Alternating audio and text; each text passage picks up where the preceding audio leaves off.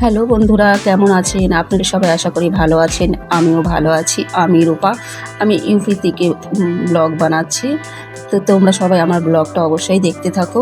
আমার শরীরটা সেরকম একটা ভালো নেই, তাই আমি আর আমার মেয়ে বাইরেই শুয়েছিলাম। যেহেতু আমার খুবই পেটে ব্যথা আর বমি হচ্ছে আর পেটটাও খারাপ হয়েছে, এর জন্য আমি ঘরের মধ্যে ঘুমাইনি, বাইরেই ঘুমিয়েছিলাম।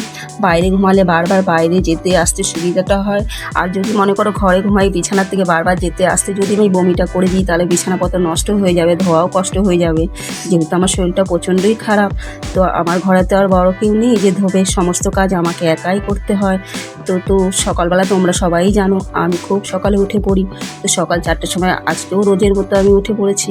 তো মেয়েকে বলেছি মা ঘরে গিয়ে ঘুমাও, তো মা আমার ঘরে এসে ঘুমিয়ে পড়েছে। তো আমি আমার সকালের কাজকর্মগুলো শুরু করে দিয়েছি। তো ভেবেছি সকালে কাজকর্মগুলো সেরে নিই, তাহলে সারাদিনটা ভালোই যাবে। যেহেতু যখনই আমি সকালে কাজকর্ম শুরু করে নিয়েছি, তো আমার শরীরটা খুবই খারাপ লাগলো, আর কাজকর্ম আমি করতে পারিনি, স্নানও করতে পারিনি। তো আরাম করছিলাম, অল্প অল্প করে কাজ আমি সেরে নিয়েছিলাম।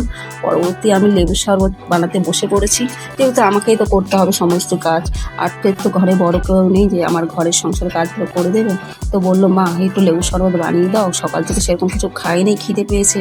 তো লেবুর শরবতটা খেলে শরীর একটু এনার্জি হবে। আমি বললাম হ্যাঁ, আমারও শরীরের পক্ষে মানে লেবুর শরবতটা খুবই ভালো হবে, যেহেতু আমার পেটটা ঠিক নেই।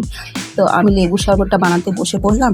আমি বললাম মা লেবুর শরবতটা বানিয়ে নিই, বানিয়ে দুজনে আমরা খেয়ে তার পরবর্তী জলটা ভরে নেবো, জলটা ভরে স্নান টান করে কিছু বানিয়ে দেবো তোমাদের।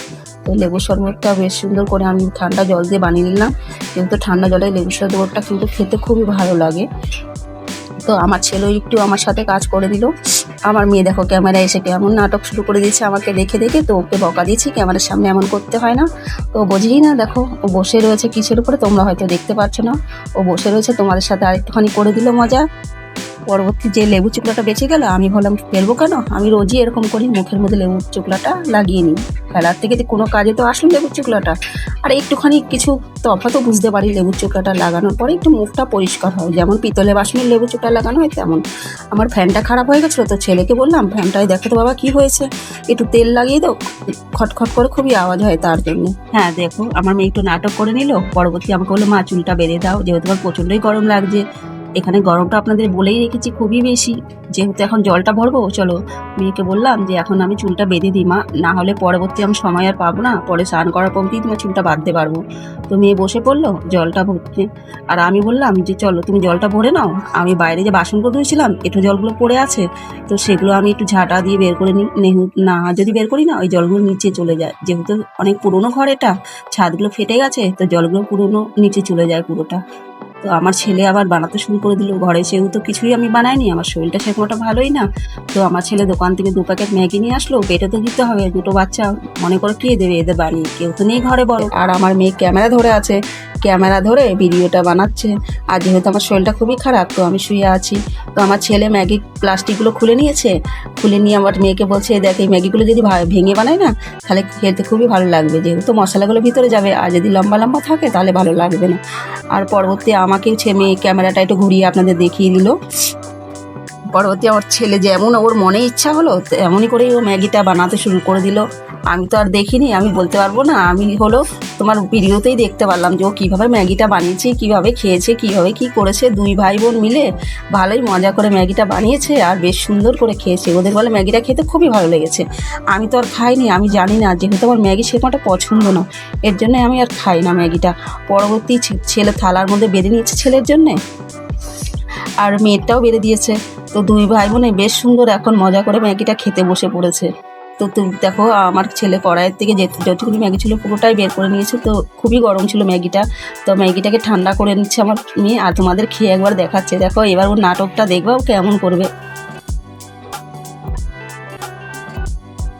তো আমি ঘুমিয়ে পড়ছিলাম, ঘুম থেকে উঠে খিদে পেয়েছে, তো চা নিয়ে আমি বসে পড়েছি চা খেতে। আর ছেলের জন্য দুধ রেখে দিয়েছিলাম, পরে দেখি আরও খিদে পেয়েছে, যেহেতু রাতবেলা খাইনি, তো ভাবলাম একটুখানি অন্যরকম কিছু বানিয়ে খেয়ে নিই।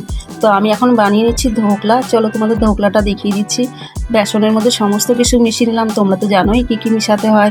দই, যেমন দই, বেসন, হলুদ, লবণ সমস্ত কিছু মিশিয়ে একটু গোলা রুটির মতো গোল গোল করে নেবে, অল্প জল নিয়ে।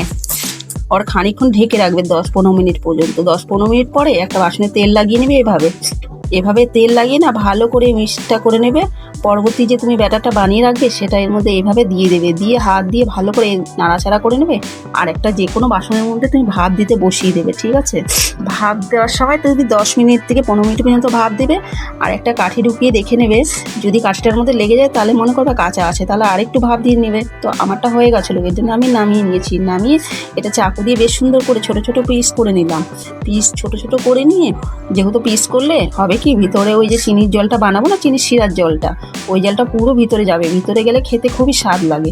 এর জন্য আমি আগে চাকু দিয়ে পিস করে নিলাম। পরবর্তী কড়াইয়ের মধ্যে রিফাইন তেল দিয়ে দিলাম। তোমরা সরষার তেল কিন্তু দেবে না, রিফাইন তেল দিয়ে দেবে। আর তার মধ্যে একটু সরষা আর কাঁচা লঙ্কা দিয়ে নিলাম। কাঁচা লঙ্কা সরষাটাকে বেশ সুন্দর কালো করে ভাজা ভাজা করে নিলাম। আর চিনিও দিয়ে দিলাম পরবর্তী শিরাটা বানানোর জন্য, যেহেতু মিষ্টি জল বানাবো। পরবর্তী শিরাটা যখন হয়ে গেল, আমি উপর দিয়ে ভালো করে ছড়িয়ে দিলাম। হ্যাঁ, ওর মধ্যে কারি পাতাও কিন্তু দেবে, কারি পাতা দিলে বেশি সুন্দর লাগে খেতে। আর একটু ধনে পাতাও উপর দিয়ে ছিটিয়ে দেবে।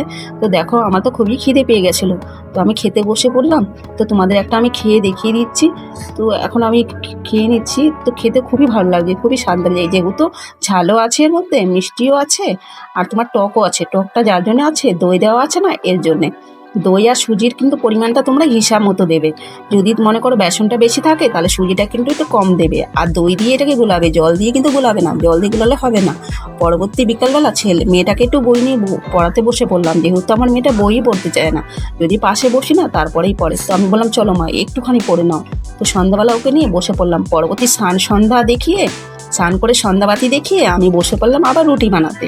যেহেতু আমার ছেলে মেয়ে দুজনেই তাড়াতাড়ি সন্ধ্যাবেলা খেয়ে নেয়, তো এদের জন্য রুটি বানিয়ে নিচ্ছি।